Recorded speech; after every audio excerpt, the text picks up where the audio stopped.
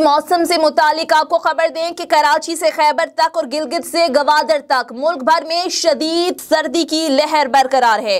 बाज़ इलाकों में कहर की सर्दी पड़ने लगी है। मैदानी इलाकों में शदीद धुंध का राज है। शदीद धुंध के बायस पिशावर ता मर्दान मोटरवे बंद कर दी गई है। इसके साथ साथ दूसरी जानिब धुंध के बायस फालिया में कार हादसे में 2 दोस्तों समेत 10 अफराद जाँ बहक हो गए हैं। महकमा मौसमियात के मुताबिक पीर के रोज भी इस्लामाबाद, पंजाब और बालाई सिंध के बेशतर मैदानी इलाकों जबकि खैबर पख्तूनख्वा के बाज़ अजला में रात और सुबह के औकात में शदीद धुंध छाए रहने की तवक्को है, जबकि मुल्क के दीगर इलाकों में मौसम सर्द और खुश्क जबकि बालाई इलाकों में शदीद सर्द रहेगा। गुज़िश्ता 24 घंटों के दौरान इस्लामाबाद समेत पंजाब और बालाई सिंध के बेशतर मैदानी इलाके जबकि खैबर पख्तूनख्वा के बाज़ अजला शदीद धुंध की लपेट में रहे।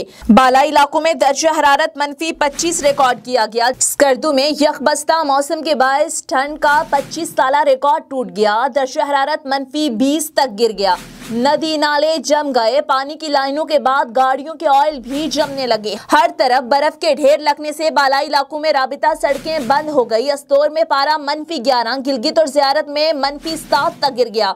गैस न होने की वजह से बच्चे और बुजुर्ग बीमार पड़ने लगे, जबकि लकड़ी की कीमतों में इजाफा हो गया है। महकमा मौसमियात के मुताबिक पिशावर में पहली मरतबा दर्जा हरारत -1 तक गिर गया। कालाम -5, पारा चनार -4, चित्राल, मालम जब्बा -2, दीर -3 रिकॉर्ड किया गया। इस्लामाबाद में दर्जा हरारत 2, लाहौर 5 और कराची में 10 रिकॉर्ड किया गया। कोयटा -3, कल्लात -7, ज़ियारत -9 रिकॉर्ड किया गया। कोयटा समेत सूबे भर में सर्दी की लहर बरकरार है। महकमा मौसमियात का कहना है कि आइंदा चंद रोज के दौरान मुल्क भर में सर्दी की शिद्दत में मजीद इजाफा होगा। सवात, कालाम, कागान और गलियात में भी शदीद बर्फबारी हो रही है। इत्तवार के रोज शदीद धुंध से खैबर पख्तूनख्वा के बेशतर इलाकों में मामूलाती जिंदगी ठप होकर रह गए। धुंध और हद निगाह सिफर होने पर मोटरवे हुकाम ने शाम 7 बजे से पिशावर ता मर्दान मोटरवे बंद कर दिया।